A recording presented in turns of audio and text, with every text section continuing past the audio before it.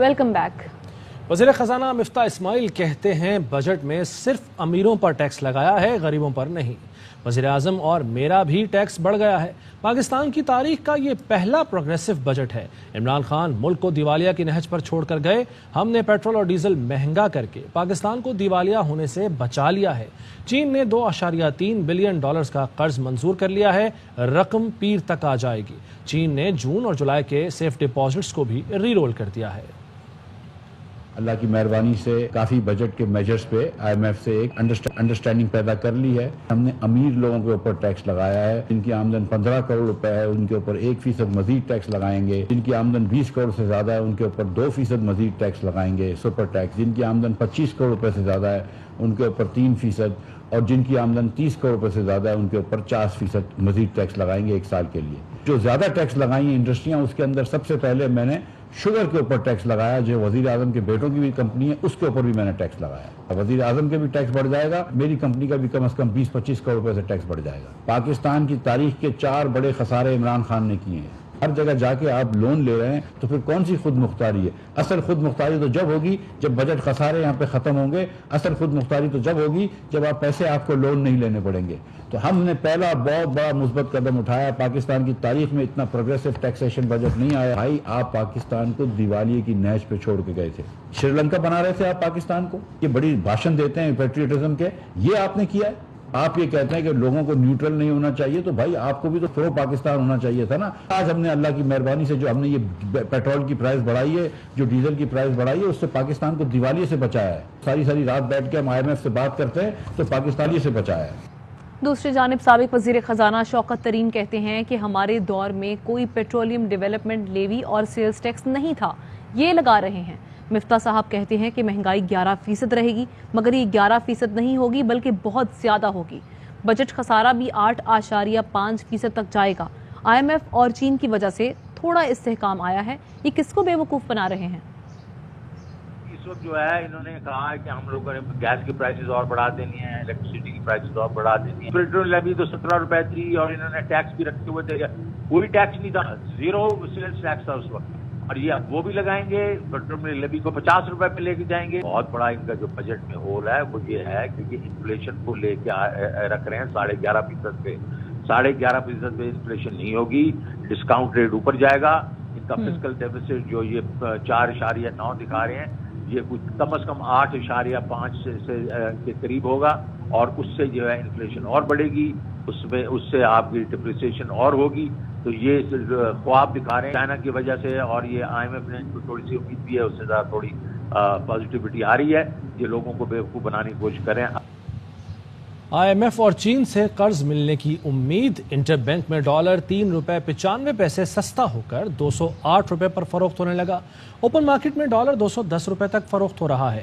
وزیر خزانہ مفتاح اسماعیل نے گزشتہ روز ٹویٹ میں دعویٰ کیا تھا کہ کچھ دنوں میں چین سے $2 ارب مل جائیں گے۔ یہی وجہ ہے کہ انٹر بینک اور اوپن مارکیٹ میں روپے کی قدر مستحکم ہو رہی ہے۔ آئی ایم ایف سے بیل آؤٹ پروگرام کے لیے شہباز حکومت پہلے ہی تمام شرائط مان چکی ہے۔ یوٹیلیٹی سٹورز پر مختلف برانڈز کی اشیاء کے بعد دالوں کی قیمتوں میں بھی اضافہ کر دیا گیا ہے۔ اس حوالے سے جاری نوٹیفیکیشن کے مطابق دال چنا کی قیمت $28 فی کلو اضافے کے بعد $190 فی کلو ہو گئی ہے۔ سفید چنا $87 فی کلو اضافے کے بعد $300، دال مسور $55 فی کلو اضافے کے بعد $270 کلو ہو گئی ہے۔ کراچی والوں پر ایک اور بجلی بم گرانے کی تیاریاں کہ الیکٹرک نے بجلی $11.34 فی یونٹ مہنگی کرنے کی درخواست نیپرا میں جمع کرا دی۔ نیپرا درخواست پر سماعت 4 جولائی کو کرے گا۔ درخواست مئی کی ماہانہ فیول پرائس ایڈجسٹمنٹ کی مد میں دائر کی گئی ہے۔ اس اضافے سے کراچی کے عوام کو $22.65 کروڑ کا اضافی بوجھ برداشت کرنا پڑے گا۔ ابھی آپ کو براہ راست لیے چلتے ہیں امیر جماعت اسلامی کراچی حافظ نعیم الرحمان اس وقت نیوز کانفرنس کر رہے ہیں۔ تو اپنے وسائل کے ساتھ کارکن آ کر سڑکوں پہ کھڑے ہو جاتے ہیں۔ کورونا ہو تو جان ہتھیلی پہ رکھ کر لوگوں کی خدمت کرتے ہیں۔ برساتیں ہوں تو ہمارا الخدمت کی بسوں کا ہی جو فلیٹ ہے میت بسوں، اسی کو ہم لوگوں کو ریلیف دینے کے لیے چلا دیتے ہیں۔ کئی لوگ پانی میں گرے ہوئے ہوں تو اس کو نکالنے کے لیے ہمارے رضاکار کام شروع کر دیتے ہیں۔ ہسپتال چلا رہے ہیں، پانی کے پلانٹ چلا رہے ہیں، مسلسل لوگوں کی خدمت کر رہے ہیں۔ اربوں روپے بحریہ ٹاؤن سے واپس دلوا رہے ہیں. کتنے پیسے جو ہے وہ کے الیکٹرک مافیا نے جو اوور بلنگ کر کے جو یہاں پہنچ جاتے ہیں ان کی قانونی مدد کرتے ہیں, اربوں روپے لوگوں سے دلوائے ہیں.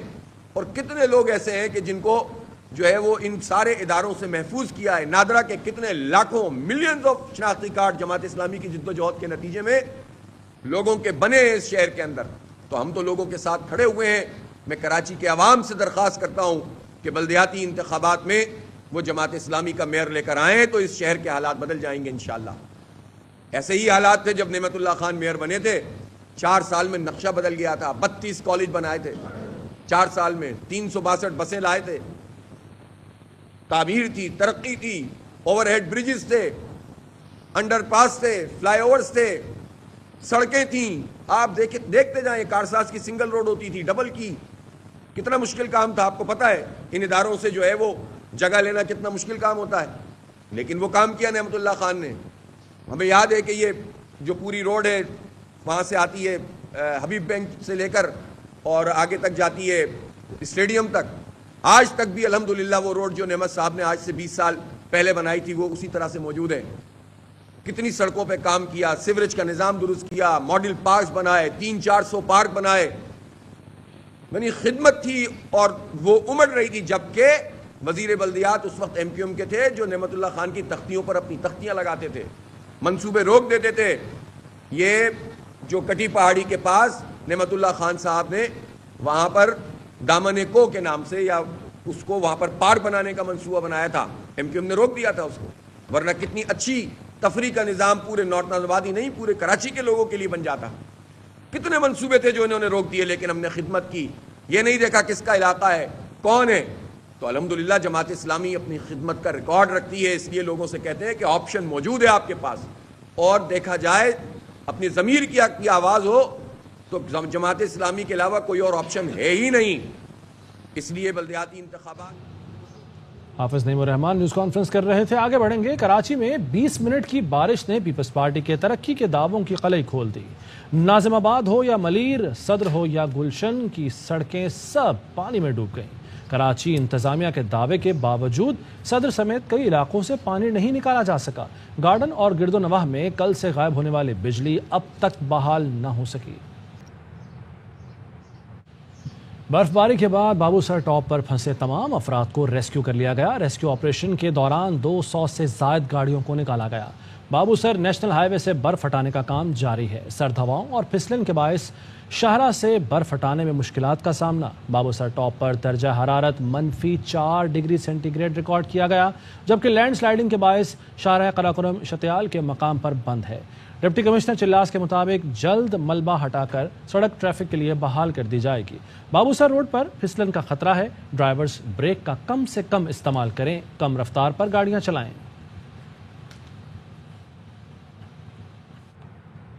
ملک بھر میں طویل دورانیے کی لوڈ شیڈنگ سے عوام کا صبر جواب دے گیا. کہتے ہیں شہباز حکومت ناکام ہو گئی ہے, سارے وعدے جھوٹے نکلے. شہباز شریف نے کہا تھا کہ صرف 3 گھنٹے لوڈ شیڈنگ ہوگی, لیکن بجلی تو 12 گھنٹے غائب رہتی ہے. کچھ مزید خبریں ایک بریک کے بعد.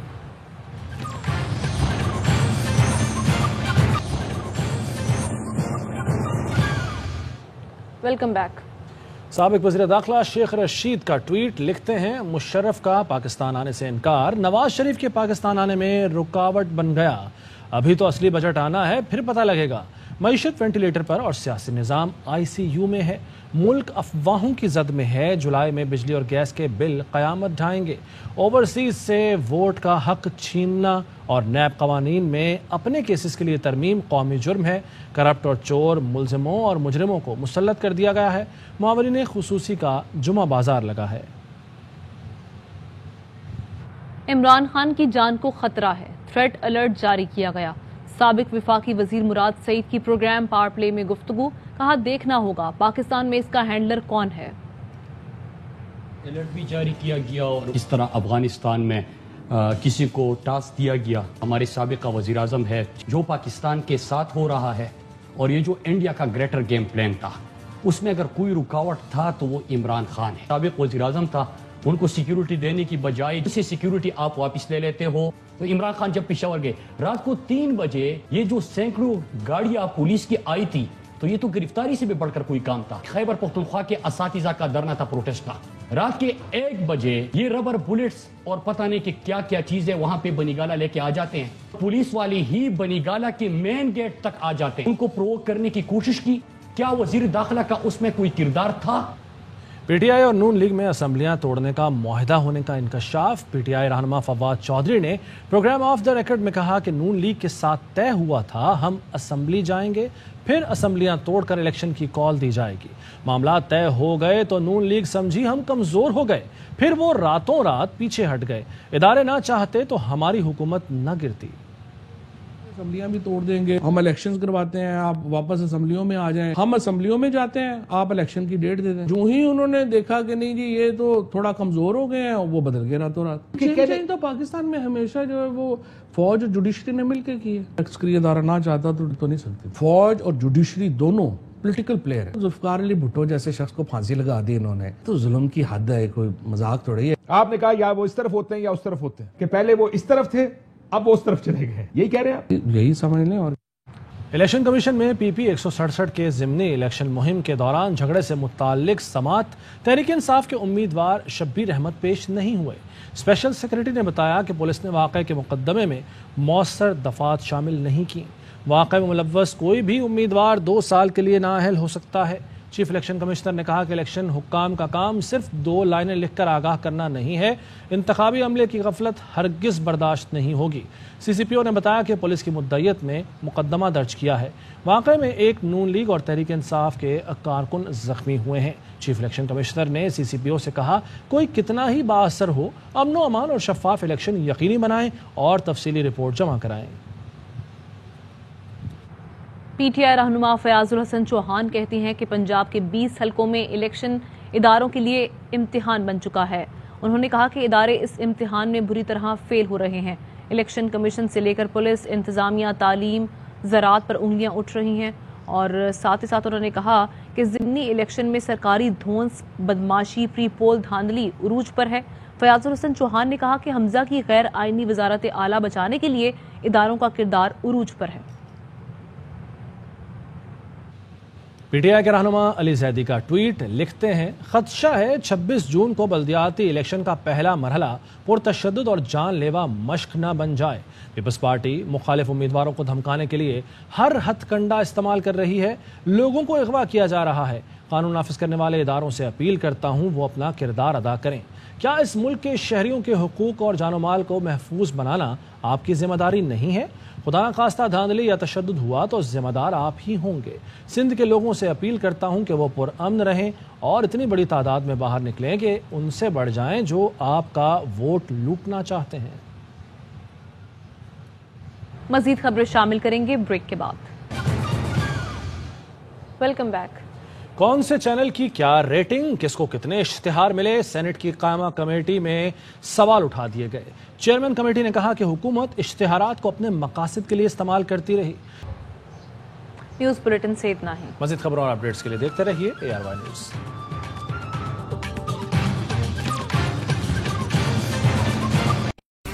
اہم ترین خبریں اب ایک کلک کی دوری پر.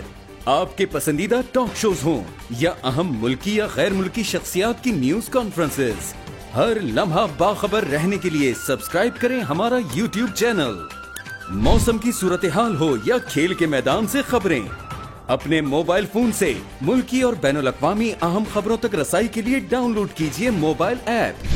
باوثوق ذرائع سے مصدقہ خبروں, تجزیوں اور تبصروں سے مستفید ہونے کے لیے وزٹ کیجیے پاکستان کی سب سے بڑی نیوز ویب سائٹ www.arYnews.tv. ان سب کے علاوہ پاکستان کا سب سے بڑا فیس بک پیج ہو, سب سے بڑا نیوز انسٹاگرام اکاؤنٹ یا پھر ٹویٹر, ARY نیوز پہنچا رہا ہے خبریں سب سے پہلے آپ تک, تاکہ آپ رہیں ہر لمحہ باخبر.